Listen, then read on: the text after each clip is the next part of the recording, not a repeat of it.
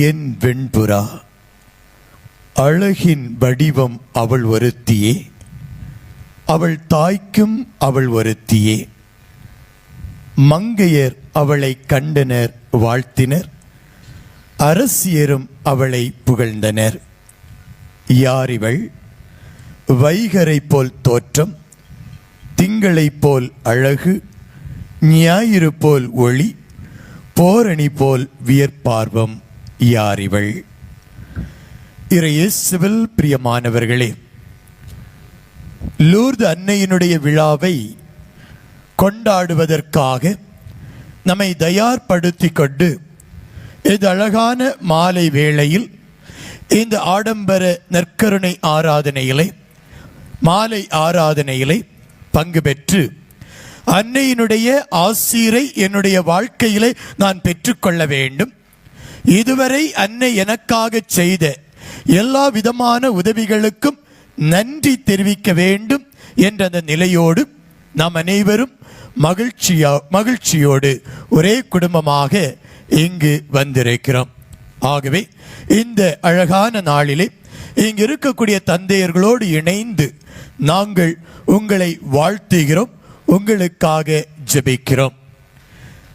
இன்று இந்த லூர்து அன்னையினுடைய விழாவை கொண்டாடக்கூடிய இந்த தருணத்தில் 4 விதமான சிந்தனைகளை நான் உங்களோடு பகிர்ந்து கொள்ள விரும்புகின்றேன். லூர்து நகரிலே அன்னை காட்சி கொடுத்தார்கள். காட்சி கொடுத்து இந்த அன்னை சொன்ன அந்த வார்த்தைகளை இன்று என்னுடைய வாழ்க்கையோடு இணைத்து சிந்தித்து பார்த்து, இந்த வார்த்தையோடு என்னுடைய வாழ்க்கை எவ்வாறு செல்ல இருக்கிறது, இந்த வார்த்தையை நான் எவ்வாறு பிரதிபலிக்கப் போகிறேன் என்பதை தான் நாம் சிந்தனை கருவூலமாக எடுக்க இருக்கிறோம். நம் எல்லோருக்குமே தெரியும், அன்னை மரியாள் லூர்து நகரிலே காட்சி கொடுத்த அந்த பெண்மணியினுடைய பெயர் என்ன? பெர்னதத் அவர்களுக்கு காட்சி கொடுத்தார்கள். இந்த பெர்னதத் அவர்களுக்கு காட்சி கொடுத்து 4 உண்மைகளை சொல்லுகிறார்கள். ஒருவேளை இதே உண்மைகளை இன்று இந்த லூர்து அன்னை இங்கு வந்து உங்களிடம் சொன்னால் அதை நீங்கள் செய்வீர்களா? சொல்ல வேண்டாம், நான் உங்களை பார்த்து சொல்றேன், நீங்க மனசுக்குள்ள அதை எண்ணி பாருங்க. லூர்து தாய் இன்று நம்முடைய இந்த இடத்திலே, நம்முடைய இந்த கிராமத்திலே வந்து இந்த வார்த்தைகளை நீ கடைபிடிக்க வேண்டும், இந்த வார்த்தைகளை என்னுடைய மக்களுக்கு நீ எடுத்து சொல்ல வேண்டும் என்று சொன்னால் நாம் செய்வதற்கு தயாராக இருக்கிறோமா? இந்த பின்புலத்தோடு, இந்த கேள்வியோடு அந்த பெர்னதத்தை பார்த்து சொன்ன அந்த வார்த்தைகளின் தியானத்தை இன்று நாம் உள்வாங்கக்கூடிய தருணத்தில் முதலாவதாக லூர்து அன்னை, லூர்திலே காட்சி கொடுத்த இந்த தாய் பெர்னதத்தை பார்த்து சொல்லுகிறார், நான் உனக்கு இந்த உலகத்தில் அல்ல மறு உலகில் மகிழ்ச்சியை தருவேன். நான் உனக்கு இந்த உலகில் அல்ல மறு உலகில் மகிழ்ச்சி தருவேன். என்ன சொன்னாங்க? என்ன சொன்னாங்க? அதுக்கு முன்னாடி இந்த உலகில் இல்லை, மறு உலகில் மகிழ்ச்சியை தருவேன். அப்ப யோசித்து பாருங்க, மறு உலகில் நான் மகிழ்ச்சியை தருவேன், இந்த உலகில் அல்ல என்று சொல்லுகின்ற பொழுது 2 உண்மைகளை இங்கு அவர் புரிய வைக்கிறார். 2 மறை உண்மைகளை இந்த இடத்திலே அவர் வெளிச்சம் போட்டு காட்டுகின்றார். ஒன்று, இந்த உலகத்திலே வாழுகின்ற பொழுது எல்லோருக்கும் துன்பம் உண்டு. இந்த உலகத்திலே வாழுகின்ற பொழுது எல்லோருக்கும் துன்பம் உண்டு. மறு உலகு, அதாவது உயிர்ப்பு என்ற 2வது வார்த்தையையும் இங்கு அவர்கள் சொல்லித் தருவதை நாம் பார்க்கலாம். பெர்னதத்துடைய வாழ்க்கையிலே இதுதான் நடந்தது. பெர்னதத்துடைய வாழ்க்கையிலே அந்த துன்பத்தை தான் வாழ்ந்த காலத்திலேயே அவர்கள் அனுபவிக்கிறார்கள். குடும்பத்தினுடைய வறுமை ஒருபுறம், அன்னை காட்சி கொடுத்த காரணத்தினால் அங்கிருந்த மக்கள் கொடுத்த துன்பம் இன்னொரு புறம் என்று தான் வாழ்ந்த காலத்திலேயே அந்த துன்பங்களையும் வேதனைகளையும் வலிகளையும் தாங்கிக் கொள்ளுகிறார்கள் மகிழ்ச்சியோடு. அப்படி பார்க்கின்ற பொழுது இன்று இந்த உலகத்திலே வாழ்ந்து கொண்டிருக்கக்கூடிய நான் விட்டு பிரிந்து செல்வதற்கு கூட நான் தயாராக இருப்பேன். காரணம், இந்த உலகத்திலே நான் மகிழ்ச்சியாக வாழ விரும்புகிறேன். இந்த உலகத்திலே என்னுடைய வாழ்க்கையிலே வரக்கூடிய அந்த துன்பங்கள், வேதனைகள் வருகின்ற பொழுது, ஏன் இறைவா எனக்கு இந்த வேதனை என்று ஆண்டவரை பார்த்து $1,000,000 கேள்வி கேட்கக்கூடிய மனிதனாக தான் நான் இந்த உலகத்திலே வாழ்ந்து கொண்டிருக்கிறேன். ஆனால் இந்த பெர்னதத்தை பார்க்கின்ற பொழுது தன்னுடைய வாழ்க்கையிலே எல்லா விதமான துன்பங்களையும் ஏற்றுக்கொண்டார்கள். அதை தான் அன்னை மரியாள் தன்னுடைய வாழ்க்கையிலும் பிரதிபலிக்கிறார்கள். சிமியோன் அந்த தாயை பார்த்து சொல்லுகிறார்கள், இதோ உன்னுடைய உள்ளத்தையும் ஒரு வாள் ஊடுருவி பாயும், உம்முடைய இல்லத்தையும் ஒரு வாள் ஊடுருவி பாயும் என்று சொன்ன அந்த நேரத்திலே தன்னுடைய வாழ்க்கையிலே தான் அனுபவிக்க போகிற எல்லா விதமான அந்த வேதனைகளை அந்த சிமியோன் வெளிச்சம் போட்டு காட்டிய அந்த தருணத்தில் அதை அப்படியே ஏற்றுக்கொண்டார்கள் தாய் மரியாள். விவிலியத்திலே நாம் அன்னை மரியாளை பற்றி பார்க்கின்ற பொழுது ஒரு சில வார்த்தைகள் தான். ஆனால் திரு அவையானது அன்னை மரியாள் இந்த உலகத்திலே இத்தனை விதமான வியாகுலங்களை அனுபவித்தார்கள் என்று சொல்லுகிறது. எத்தனை வியாகுலம்? 7 விதமான வியாகுலங்கள், 7 விதமான துன்பங்கள். இந்த 7 விதமான வியாகுலம் அல்லது 7 என்று சொல்லுகின்ற பொழுது விவிலியத்திலே முழுமையை குறிக்கக்கூடிய ஒரு எண்ணாக இருக்கிறது. அப்படி பார்க்கின்ற பொழுது அன்னை மரியாளினுடைய வாழ்க்கை முழுவதும் துன்பத்தோடு வேதனையோடு கடந்து சென்றது. ஆனால் ஒரு இடத்தில் கூட அன்னை மரியாள் ஏன் எனக்கு இந்த துன்பம், ஏன் எனக்கு இந்த வேதனை, ஏன் எனக்கு இந்த வலி என்று ஆண்டவரை பார்த்து கேள்வி கேட்கவில்லை. அப்படி பார்க்கின்ற பொழுது இன்று அந்த தாயினுடைய மகளாக, மகனாக இந்த இடத்திலே வந்திருக்கின்ற நாம் இந்த தாயினுடைய வாழ்வை, தாயினுடைய செயல்பாடுகளை என்னுடைய உள்ளத்திலே, என்னுடைய வாழ்க்கையிலே நான் பிரதிபலிக்க வேண்டும். ஆண்டவர் இயேசு சொல்லுவார், என்னை பின்பற்ற விரும்புகிறவர்கள், மீதி சொல்லுங்க, என்னை பின்பற்ற விரும்புகின்றவர்கள் யாருடைய சிலுவையை, தன் சிலுவையை சுமந்து கொண்டு என்னை பின்பற்றட்டும். என்னுடைய சிலுவை என்று ஆண்டவர் ஓரிடமும் சொல்லவில்லை. அவருடைய சிலுவை அவரை சுமந்து விடுவார். அதை பற்றி நாம் கவலைப்பட வேண்டிய தேவை கிடையாது. யாருடைய சிலுவையை சுமக்க வேண்டும்? என்னுடைய சிலுவை, என்னுடைய வாழ்க்கையிலே நான் அனுபவிக்கக்கூடிய சிலுவைகள். அந்த சிலுவை பயணத்திலே ஆண்டவர் இயேசு சென்று கொண்டிருந்த பொழுது அந்த மகளிர், அந்த பெண்கள், எருசலேமிலே இருந்த பெண்கள் மாரடித்து புலம்பினார்கள். அப்போது ஆண்டவர் என்ன சொன்னார்? எனக்காக அழ வேண்டாம், அவங்களுக்காகவும் உங்களுடைய பிள்ளைகள், உங்களுக்காகவும் உங்களுடைய குடும்பத்திற்காகவும் அழுங்கள். உங்கள் குடும்பத்தில் உங்களுடைய பிள்ளைகளை நினைத்து அழுங்கள். உங்களுடைய குடும்பத்தில் இருக்கக்கூடிய உறவுகளை நினைத்து அழுங்கள். எனக்காக நீங்கள் அழ வேண்டாம். இன்று என்னுடைய வாழ்க்கையிலே நான் வேதனைகளை அனுபவித்துக் கொண்டிருக்கிறேன்.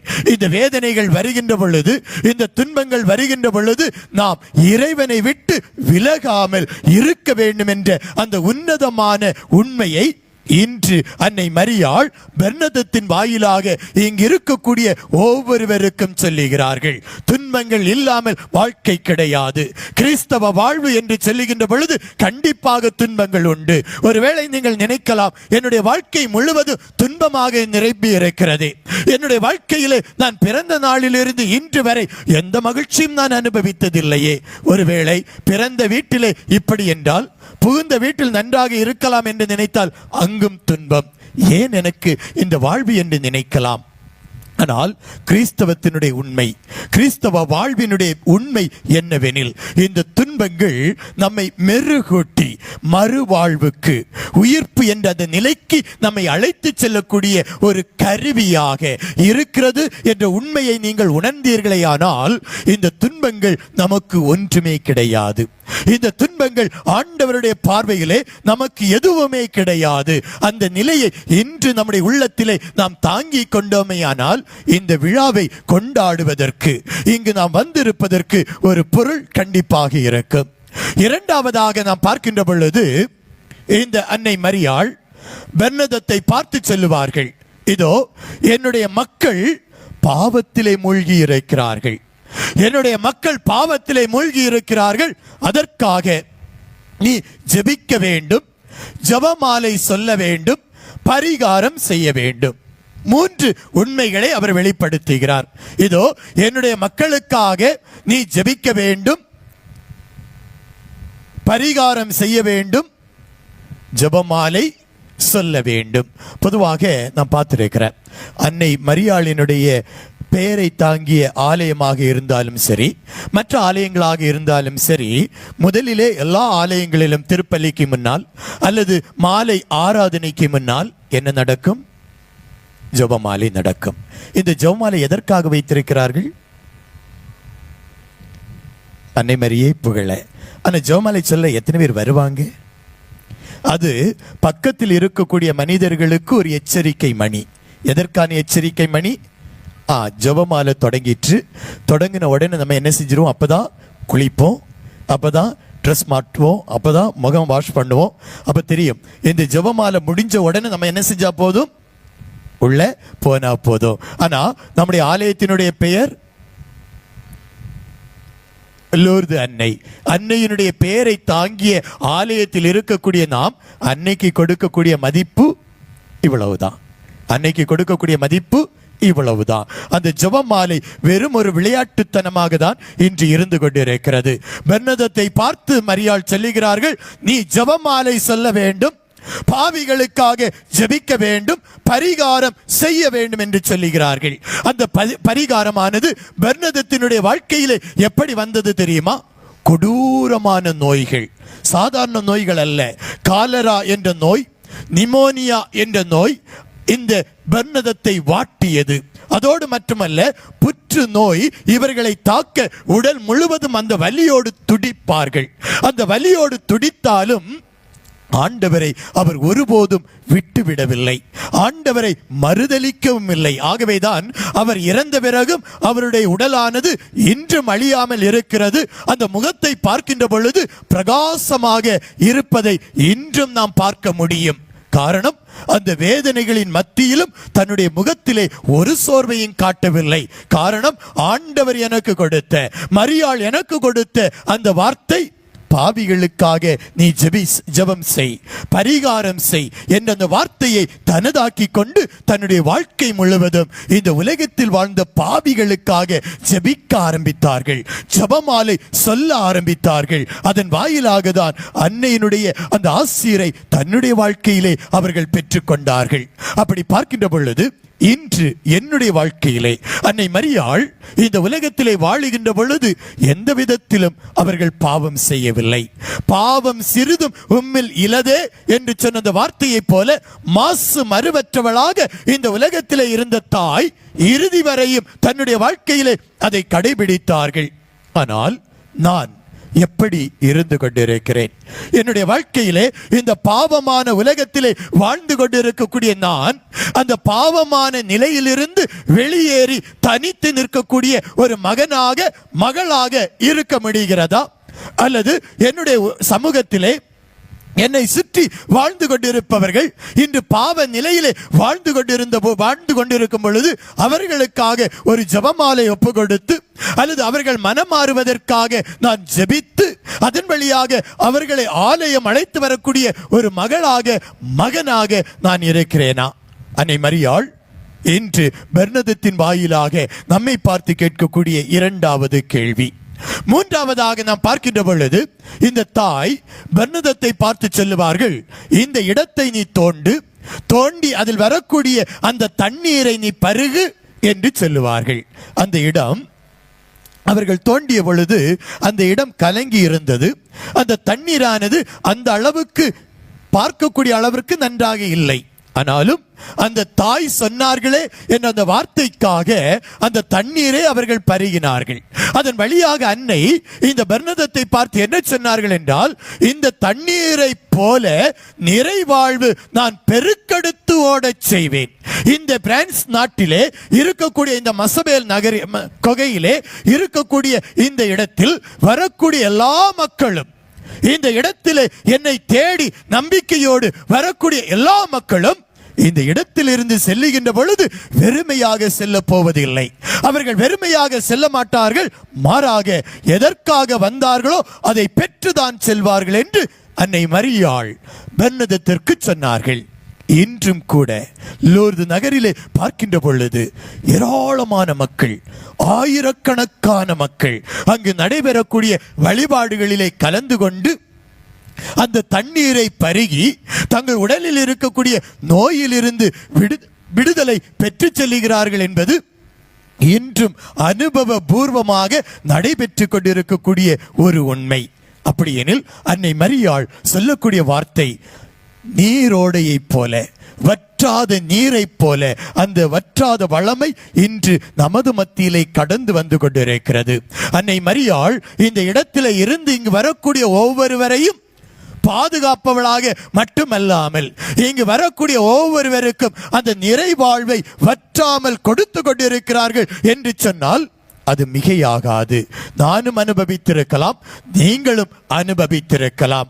அன்னையினுடைய அந்த வல்லமை, அன்னை இருக்கக்கூடிய இடங்களிலெல்லாம் வரக்கூடிய அந்த வல்லமை, அன்னையை தேடி வரக்கூடிய மக்கள் இல்லை என்று சென்றதே கிடையாது, இல்லை என்று சென்றதே கிடையாது. அது எந்த இடமாக இருந்தாலும் சரி, எந்த திருத்தலங்களாக இருந்தாலும் சரி, எந்த மக்களாக இருந்தாலும் சரி, கிறிஸ்தவர்களாக மட்டுமல்ல, எந்த சமயத்தை சார்ந்தவர்களாக இருந்தாலும் அன்னையை தேடி வருபவர்கள், நம்பிக்கையோடு வருபவர்கள் அந்த நிறை வாழ்வை பெற்று செல்லுகிறார்கள். இன்று இங்கு வந்திருக்கக்கூடிய உங்களோ ஒருவருக்கு அந்த தாய் சொல்லக்கூடிய வார்த்தை, நான் உங்களுக்கு அந்த ஜீவ நதியை ஊற்றுவேன், வற்றாத வளமையான வாழ்வை நான் உங்களுக்கு தருவேன். கானாவூர் இல்லத்திலே அந்த வளமையானது அற்றுப்போன அந்த தருணத்தில், அந்த திராட்சை ரசமானது குறைந்து போன தருணத்தில், அது இல்லாமல் போன தருணத்திலே அந்த குடும்பத்தில் இருந்த குறையை நிவர்த்தி செய்து வளமையை கொடுத்த தாய் இன்று உங்களுடைய வீடுகளிலே இருக்கக்கூடிய எல்லா விதமான வேதனைகள், எல்லா விதமான நோய்கள், எல்லா விதமான போராட்டங்கள் அனைத்தையும் எடுத்து மாற்றி நிறைவை தர இருக்கிறார்கள். மரியே வாழ்க, சத்தமா மரியே வாழ்க, மரியே வாழ்க. அப்ப இப்ப நான் கேட்கிறேன், அன்னை மரியாள் பெர்னதத்திற்கு சொன்ன முதல் வார்த்தை என்ன?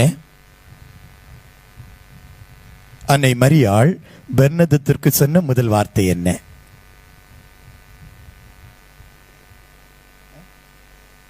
அதை பற்றி நான் பேசவே இல்லைங்க. நான் பேசினதை கேட்கிறேன். நீங்க இங்க இருக்கிறீங்களா இல்ல வெளியில இருக்கிறீங்களான்னு பார்க்கணும். இல்லை, இந்த உலகில் அல்ல, மறு உலகில் நான் உங்களுக்கு மகிழ்ச்சியை தருவேன். முதல்ல என்ன சொன்னாங்க? இந்த உலகில் அல்ல, மறு உலகில் நான் உங்களுக்கு உனக்கு மகிழ்ச்சியை தருவேன். இரண்டாவது, பாவிகளுக்காக ஜெபம் செய், ஜெபமாலை சொல், பரிகாரம் செய். மூன்றாவதாக, இந்த இடத்தை தோண்டு அதிலிருந்து வரக்கூடிய தண்ணீரை பருகு. நான்காவதாக, இறுதியாக அன்னை மரியாள் சொன்ன வார்த்தை தான் ஒரு மிகப்பெரிய மறைப்பொருள். 1854 ஆண்டு திருத்தந்தை 9ஆம் பயஸ் இந்த உலகிற்கு அறிவித்த, பிரகடனப்படுத்திய அந்த விசுவாச உண்மையை 1858 ஆண்டு 4 ஆண்டுகள் கழித்து பெர்னதத்து வாயிலாக வெளிப்படுத்தினார்கள். என்ன சொன்னாங்க? நானே அமல உற்பவம், நானே அமல உற்பவம். திருச்சபை 4 ஆண்டுகளுக்கு முன்னால் சொன்ன அந்த விசுவாச உண்மையை உண்மை என்று அன்னை மரியாள் இங்கே வெளிப்படுத்துகிறார்கள். அமல உற்பவம் என்று சொல்லுகின்ற பொழுது பாவம் இல்லாமல் இந்த உலகத்திலே நான் பிறந்தேன் என்பதை இந்த உலக மக்களுக்கு வெளிப்படுத்தினார்கள் அன்னை மரியாள். விவிலியத்திலே அதை பற்றி நாம் பார்க்கின்ற பொழுது ஒரு சில வார்த்தைகள் வெளிப்படையாக இல்லாமல் மறைபொருளாக இருப்பதை பார்க்கலாம். இனிமை மிகு பாடலிலே சொல்லப்பட்டிருக்கிறது, பூட்டப்பட்ட தோட்டம் என் தங்காய் மணமகளே, பூட்டியுள்ள தோட்டம் நீ. அப்ப பூட்டியுள்ள தோட்டமாகவும், முத்திரையிடப்பட்ட கிணறாகவும், விதையா வயலாகவும் அன்னை மரியாள் இருக்கிறார்கள் என்று சொல்லுகின்ற பொழுது தன்னுடைய வாழ்க்கையிலே எந்த இடத்திலும் அவர்கள் ஜென்ம பாவத்திற்கு ஆளாகவில்லை. மாசு மறுவில்லாமல் இந்த உலகத்திலே பிறந்தார்கள். பிறந்த அந்த தாய் தன்னுடைய வாழ்க்கை முழுவதும் அதை செயல்படுத்தி காட்டினார்கள். அப்படி பார்த்தோமேயானால் இன்று நாமும் நம்முடைய வாழ்க்கையிலே பிறக்கின்ற பொழுது ஜென்ம பாவமாக தான் பிறக்கிறோம், அதில் தவறில்லை. ஆனால் திருமுழுக்கு பெறுகின்ற பொழுது அந்த ஜென்ம பாவமானது கழுவப்படுகிறது. அதன் பிறகு ஜென்ம பாவம் கழுவப்பட்ட நாம் புனித நிலைக்கு வருகிறோம். அதன் பிறகு வரக்கூடிய வாழ்க்கையை நாம் எப்படி வாழ்ந்து கொண்டிருக்கிறோம்? அன்னை மரியாள் தன்னுடைய வாழ்க்கையில அந்த ஜென்ம பாவம் அன்னைக்கு இல்லை. பிறந்த பிறப்பிற்கு முன்னும் இல்லை பின்னும் இல்லை. ஆனால் பிறந்த பிறகு எந்த பாவமும் அவர்கள் செய்யவில்லை. ஆண்டவர் நம்முடைய பாவத்தை அந்த திருமுழுக்கின் வாயிலாக எடுத்து மாற்றி இருக்கிறார். ஆனால் நம்முடைய வாழ்க்கை நிலைகளிலே நாம் தொடர்ச்சியாக பயணிக்கின்ற பொழுது பாவத்தோடல்லவா பயணித்துக் கொண்டிருக்கிறோம். அந்த தாய் இன்று இங்கு இருக்கக்கூடிய ஒவ்வொருவரையும் பார்த்து, நான் அமல உற்பவியாக இந்த உலகத்திலே பிறந்தேன், இந்த உலகத்திலே வளர்ந்தேன், அதே போல நாமும் இருக்க வேண்டும் என்று விரும்புகிறார்கள்.